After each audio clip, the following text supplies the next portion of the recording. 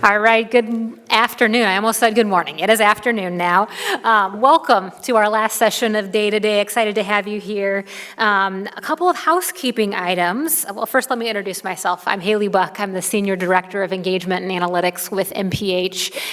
Part of what that means is that I get to work with the Education and Workforce Development portfolio. So excited to be with you today and introducing some of our colleagues from DWD and giving you a chance to hear a little bit about the work that they've been doing. I am asked to please remind you to silence your cell phones, and if you would like to take pictures of slides, please make sure your camera flash is off. The sessions in the auditorium are being recorded, and MPH will look to post the recordings and slides from Day to Day 2025 on the event page in the next week or so. So if you registered for a certain event, you'll receive an email when they're ready. If you registered for this event. We'll also do a little bit of a Q&A portion at the end of this session as time allows. Since we've got a big space, if you've got a question and you don't mind raising your hand, I will get to run the microphone around the room. So if you'd like to see that happen, just raise your hand. So for the 145 breakout session, we are featuring plain language and AI. So from the Department of Workforce Development, we have Holly Newell, who is the Chief of Unemployment Insurance, and Melissa Matthews, Associate Chief of Unemployment Insurance. We also have presenting with them from Resultant, Michael Schmierer, Director of Workforce and Economic Development Practice, and Sandip Biswas, Senior Director of Data Science for Resultant. Indiana's DWD team uses a generative AI chatbot to transform unemployment insurance content into plain language and translate it into key languages. This scalable DWD tool improves claimants' understanding, reduces call center volume, and enhances efficiency. Human verification ensures accuracy, supporting a high-impact solution for better public service delivery. So let's welcome all our presenters to Day to Day 2025. Thank you.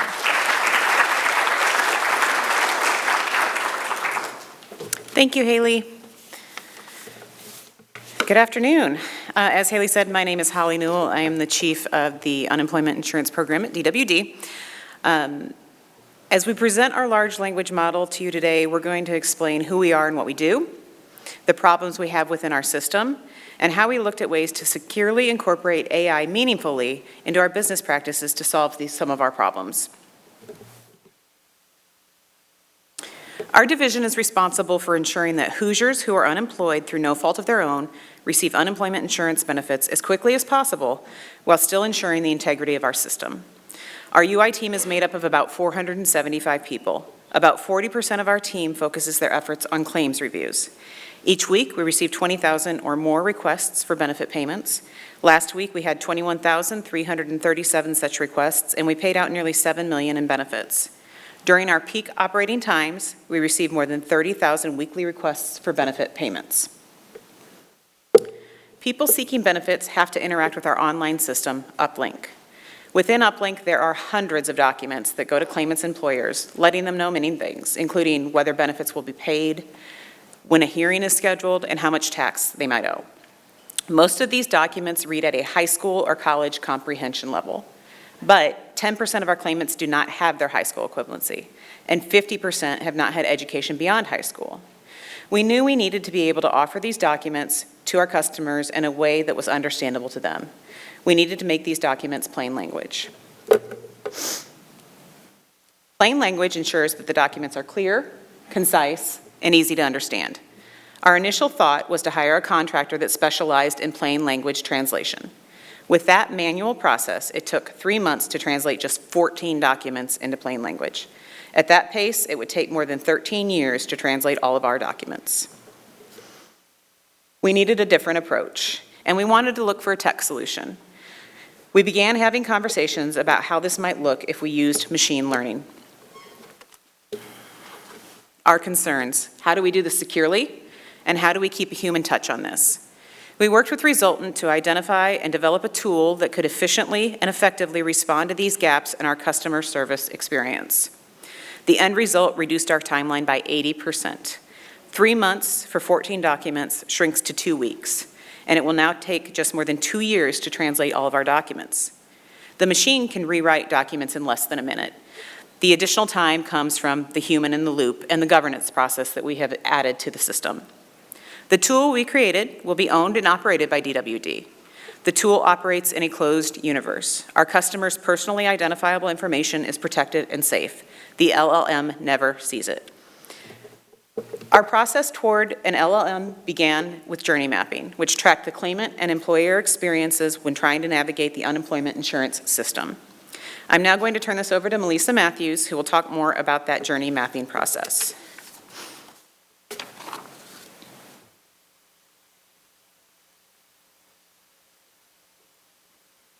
In order to be able to identify key areas of concern or our pain points with our customers, we did a journey map of the process to file an unemployment claim.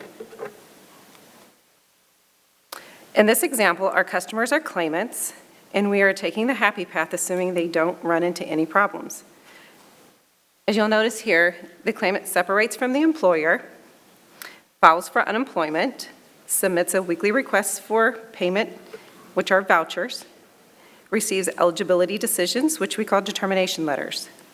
After some data analysis and staff and customer focus groups, we were able to identify our pain points. The first one being the claimant handbook. The language about eligibility and the quarter breakdown we found to be difficult for the claimants to understand. The second is vouchers. The questions are not clear and concise, causing the claimants to submit inaccurate information, which could cause the system to place holds on the claim.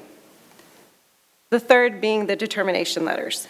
Claimants are having a hard time understanding the wording, which going through this process, we were able to identify that these documents are at a college level, written by attorneys, and our audience is more at an 8th to 12th grade level. I'm sure you'll have a program like this in your agency that you're communicating with Hoosiers requesting information. I highly recommend that you try this in your processes, especially if you're seeing a trend of issues where customers are making high volume errors. Go back, find those key areas, take that document, and check the current grade level. Compare it to your customer level. You'll be surprised how rewriting a question will help your customers give you the correct information that you're looking for and make it an easier process to follow. And less time for your staff having to explain documents or resolve unnecessary issues. Now that we've identified our pain points in our documents, we're going to move over into AI with Michael.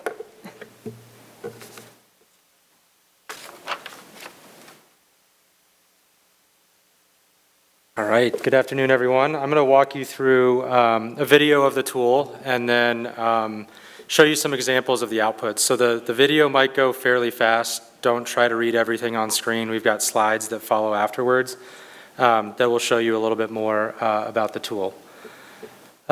So here we go. I'll go ahead and start the video. This is the landing page when a DWD employee logs in. So you can see there's a box where they can copy and paste text from various documents. In this example, there's 3 documents that we're showing you. The first one is an eligibility decision document, which every unemployment insurance claimant receives.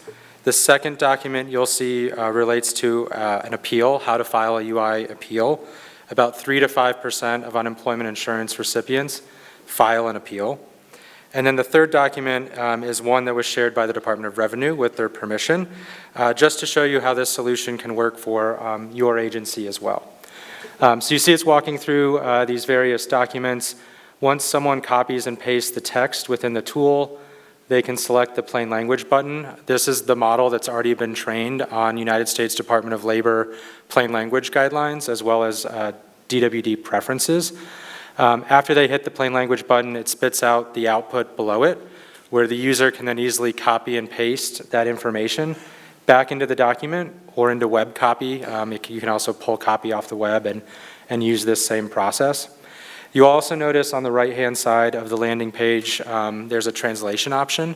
So during this process, DWD also went through and did a limited English proficiency plan and identified their top, I believe it was 5 languages in which their claimants speak, if English is not their first language. And so you can translate the plain language content into various different languages as well. The other thing that you'll see on here is the Flesch-Kincaid scoring rubric below. You'll see it right now on screen. A little bit more about that tool. Flesch-Kincaid is a nationally used readability assessment scoring mechanism. So it looks at the ease of reading, so that's the top one right there. It scores it on a scale of 0 to 100, with 100 being very easy to understand and read, and 0 being not easy to understand and read. The second score is the grade level. So this is looking at the US grade level and comparing the text to what grade level an individual might be reading this at. It also provides other information like active versus passive tense, word count, it shows you the words that might be overly, legalistic or challenging and what it changed those words to. This is really helpful as a leading indicator just to see right off the bat how the tool is performing.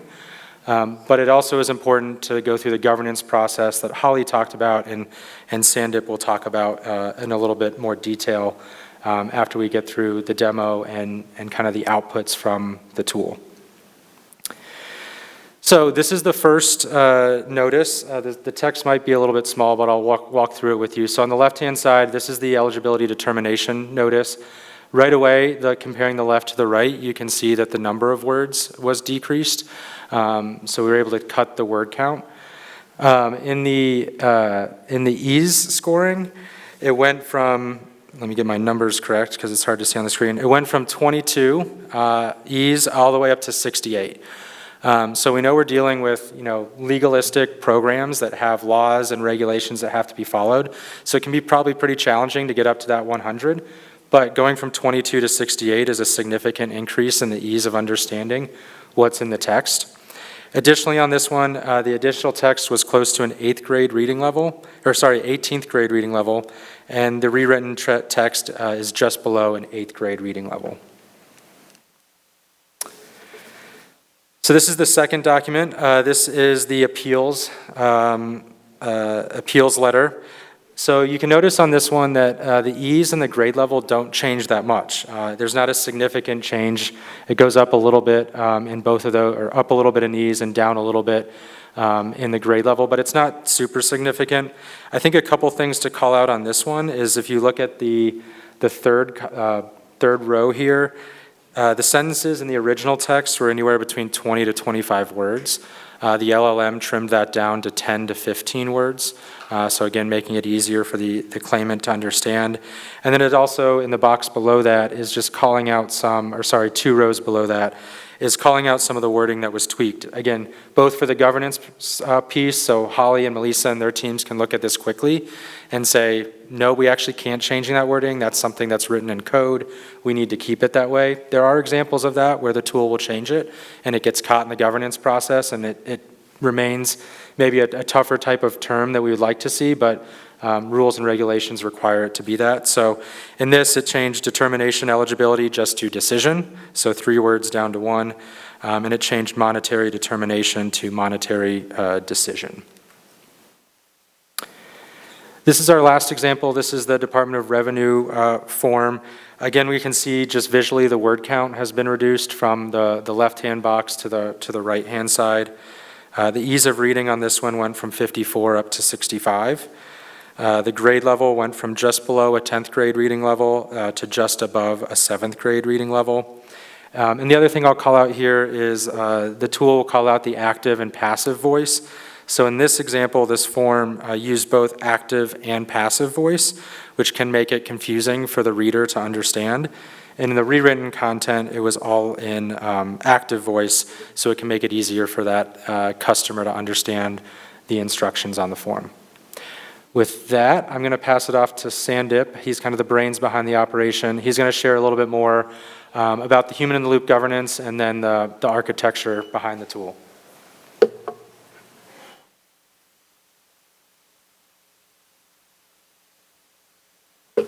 Thanks. So in designing this application, we wanted to make sure of 2 things. One, that it is a human-centered design,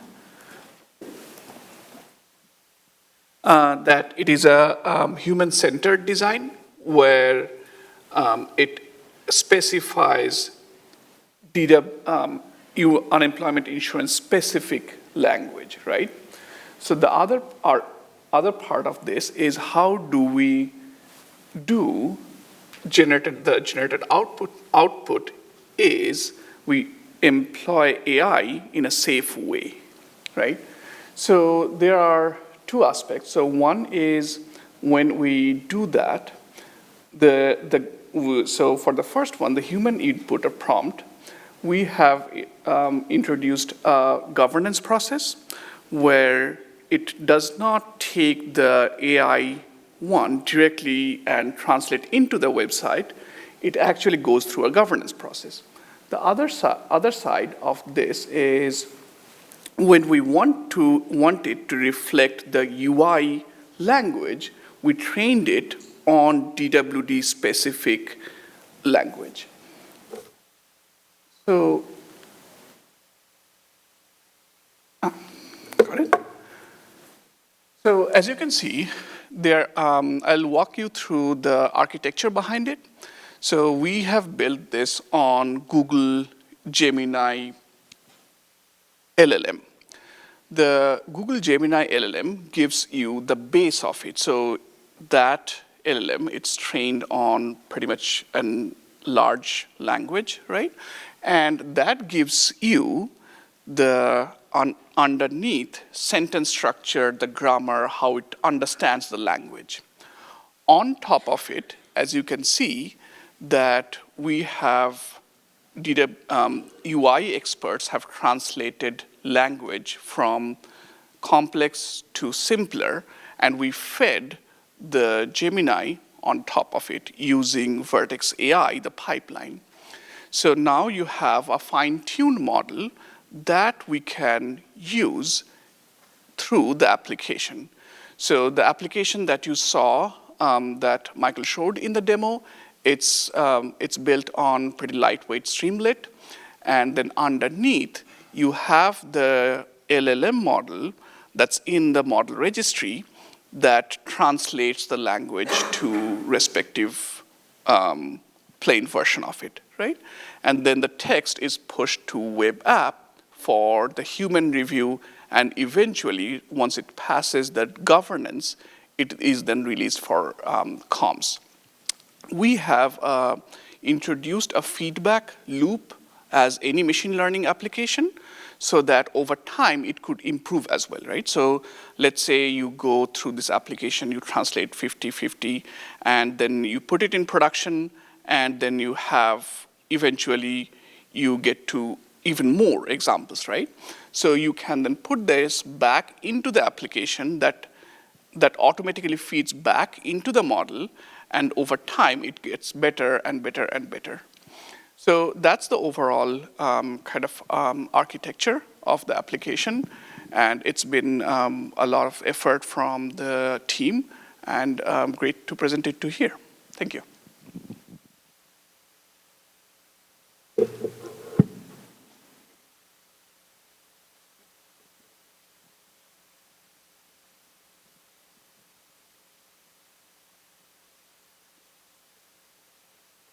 We are really, really proud of what we've accomplished so far, and we're excited about what's next. Michael referred to it. We are looking to begin to translate our documents into other languages. Our top 3 languages are Spanish, Haitian Creole, and Burmese, and it is our expectation that that will be our next step. This is consistent with requirements from USDOL, our federal governing agency, so we will be moving forward with that as a next step. At this point, we're happy to take any questions that anybody might have. So I think Haley's either around or you can come up to the microphone.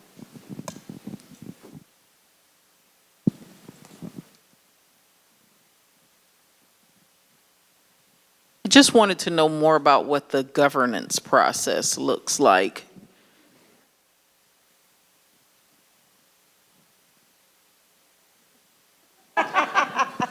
I'll start, Michael will correct me.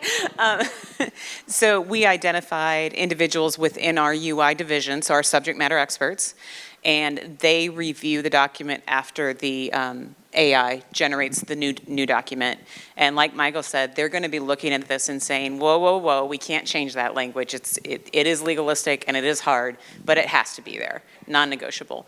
And they might make some other recommendations. We have it set up so that we have it on a pretty short deadline so that things don't just languish. But you do have the human piece in the loop, and that's what creates that extra timing, taking it from the machine doing its work in 30 seconds to get some humans involved, and it lengthens the time. But I think that committee is 8 people, is that correct? So that's all? That's all human, yep. Did you have anything to add, Michael? No. Okay.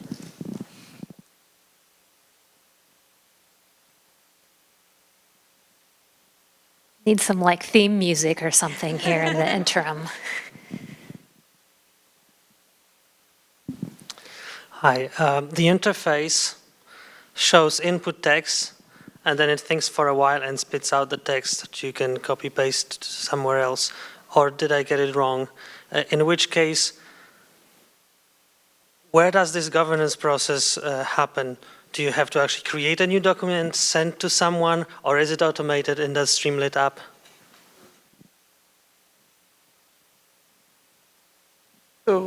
So the governance process is, so it takes out of the application. So the application is intended for a human expert to take the simplified version, and then they can edit it themselves outside of the application. And the governance process is actually a SharePoint application that they take those and then apply, like push it through that application. So that's separate.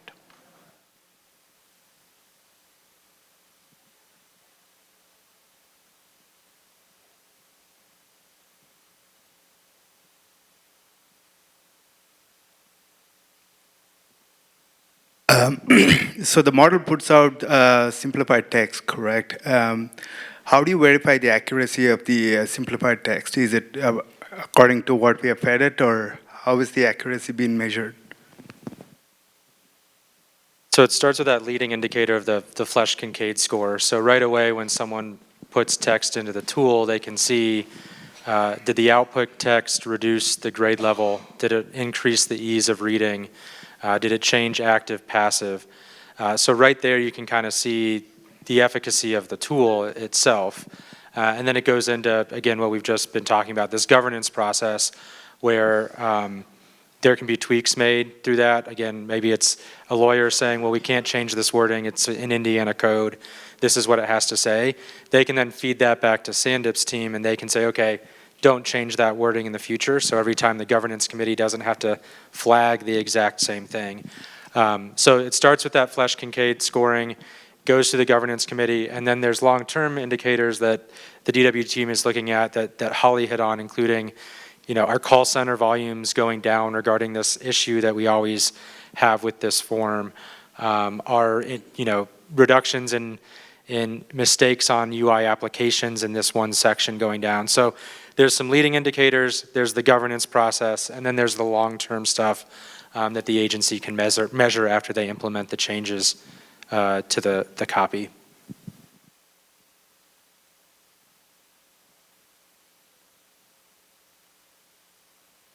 We intended to not a time-based, but chunk-based. So for example, each of the iterations for now has gone through like 50 texts, right? So what we intend is, let's say this moves into production, and then another 50 text has been moved through this governance process. So then you can take back and introduce it back, because individual text, that's a lot of feedback.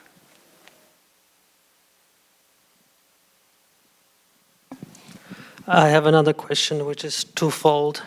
One is about the legalistic language that has to be corrected back. Does it join some sort of list of stop words or something back to the LLM to learn, okay, these guys I can't touch, they have to be this phrased this way? That's one question. And another question is, let's say it spits out a document, the new version, simpler, but we make changes because of the governance process. Do we feed it back to it so it learns the changes that we made? Yes. So for the first one, there are two ways that is introduced. So one is, so an application has two aspects. One is the training data underneath. The other one is the language prompt that is baked into the application already.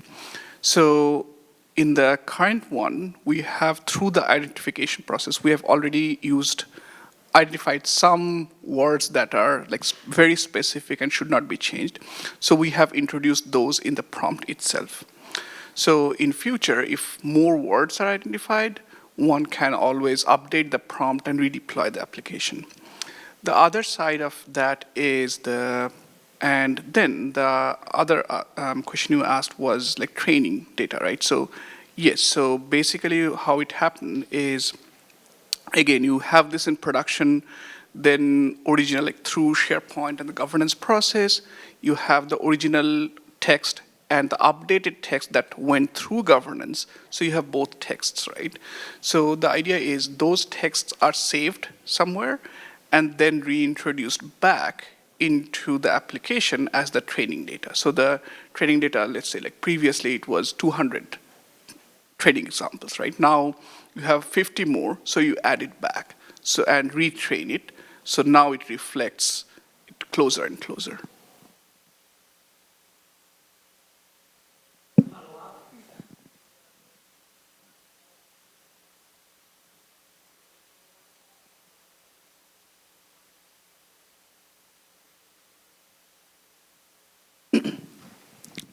So, no, so for example, for now, it's only 2 different ones.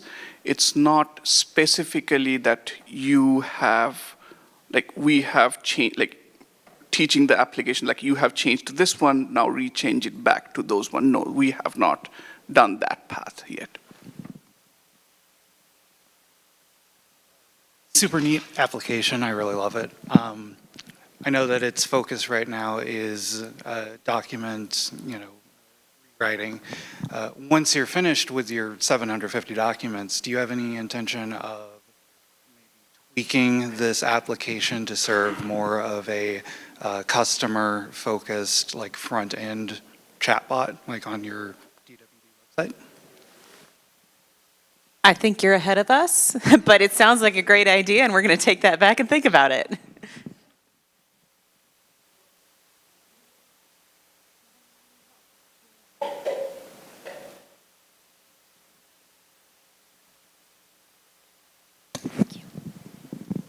So obviously you guys got the go-ahead from MPH to implement this, which is of interest to a lot of us in this room. So what advice do you have about approaching that part of it, as well as approaching our agency to want to do this as well? Thank you from Dor. Thank you to Dor for sharing your documents so that we could see how this works outside of just the context of DWD. We think that's important for other agencies to be able to see. As far as pushing it through, I think that it requires a lot of temerity. Melissa sitting here next to me, she doesn't hear the word no very well, so get somebody like her on your staff to keep asking the questions, keep pushing. We had support within our agency from our IT folks, from our CFO, people wanting to move this forward. The other piece that, quite frankly, may have been the most important is we had federal dollars. So it was an easier thing for us to maneuver just because it's paid for. We lose those dollars if we don't use them. They have a timeline attached. So all of those things, I think, led to as smooth of a path as was possible. It had some hiccups, though. I want to be clear. It was not just super easygoing, but we got it through. We're happy with where we are, and we're excited about where it goes next.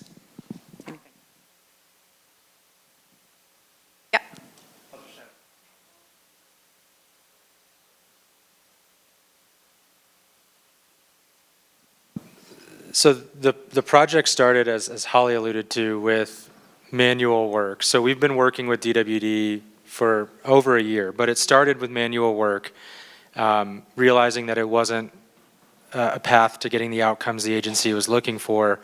We then said, okay, what's the right path? And we started building out what this could look like from a technology solution. While we were doing that, Melissa worked with the customer journey mapping, prioritizing, like, we have 750 documents. What are the ones that are the most critical that we get done first? So all that work was going on. We just started the work on the LLM probably in January. We're still training the model, but it's going to be, it'll be available to DWD to use in the next couple months. And as alluded to in the last question, we worked with MPH and IoT and the DWD leadership throughout, probably Q3, Q4 of last year, teeing this up for work to start in January. 2 questions now to follow that up. I want to know, how are you letting the public know that this exists? Do you have like a marketing or outreach campaign? I mean, how are people going to know how to use it and what to use and things like that? That's my first question. Yeah, so it's not a public tool. So this is only available to DWD staff to use. Very purposeful and kind of the first iteration of that, and making sure that we're not just putting an AI tool in front of citizens without testing it and doing that whole governance process. So we're working with Holly and Melissa to train their team on it, but at this point, it's not available to the public to use. And I think our friend had a good idea in the front, but we're not there yet. We're on the same team. There's no specific plans, my comms director is going to correct me if I'm wrong, to in any way issue a press release or really communicate to our customers about this. What we hope we see are reduced contact center calls, that they'll feel it and maybe not necessarily have it, have it blasted out to them, but we will see it, we will know that it's working that way. With the All-Payer Claims Division and Department of Insurance. Our website, which launched back in August. So if you haven't gotten a chance to look at that, please do. Yes, but my last question is the governance process. I know you mentioned that there were 8 people. How were they selected, or are they assigned to different, I don't know, are they translators, educators, plain language SMEs? I don't know how that looks. So our governance committee consists of subject matter experts within UI. We have 5 operational divisions within UI, which is our benefits division. That's what we were referring to mostly when we talk about 40% of our staff being dedicated to taking these claims in and reviewing them and making decisions. We also have an appeals division that is represented on the governance committee. We have essentially a fraud division. They are also represented on the committee. Our tax division, so our group who shakes down employers for taxes, they are on the committee. And our contact center, who has that face-to-face or phone-to-phone interaction with our customers, they're also there. We also have policy team member on the governance committee. And am I forgetting anybody, Melissa? Oh, comms. Yeah, I'm sorry. Sorry, Lindsay. Our comms team is also part of it, so.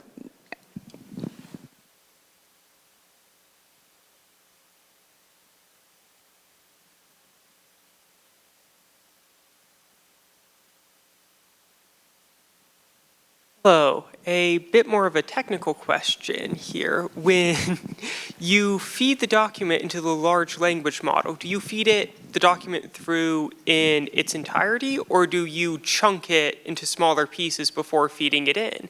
And if you do chunk it, how do you decide where to make those breaks? So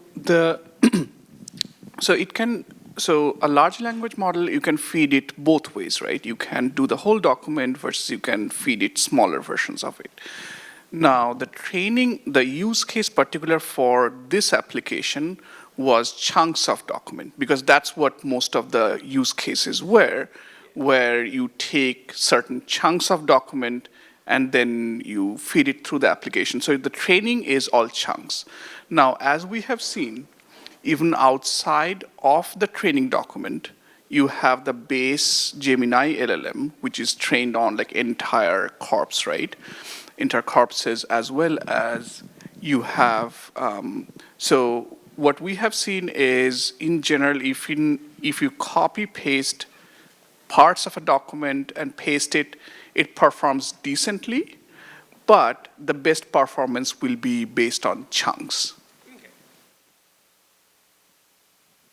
Part of that was also because when we looked at DWD's documents with Melissa, there's a lot of repetition in multiple different documents. So even though it's a different document, it might have the exact same wording as another one over here. So then you only have to run that once opposed to 3, 4, 5 times if it repeats itself in different documents. We've got time for a couple more questions. Was there one in the back over?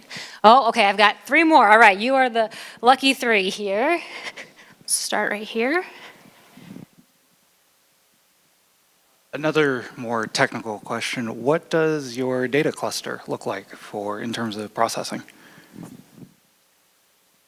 The underneath is GCP Vertex AI, so it kind of does its compute internally. So it's a Vertex AI, it's the platform, and then it calls basically the Gemini API. So so it's not a cluster, it calls the GCP servers and GCP directly, APIs directly.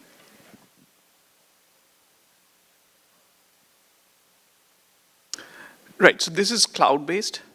So the cloud-based, so this is the intention is so all of this is set up in GCP cloud instance. So within the cloud instance, so all of this, these are just like the Vertex AI, the Model HT, all of these are different services within it.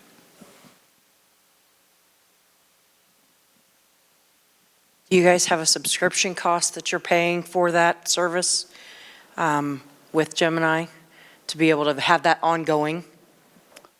So the subscription cost, yes. I think Gemini offers some base, like some credits based on it. They are fairly, so there's the GCP itself cost, but we have not set up any like GCP, like an EC2 instance, right? Like we have not set that up. I think they charge for the GCP API, they charge by tokens, and they are free up to some tokens, and then they charge over tokens.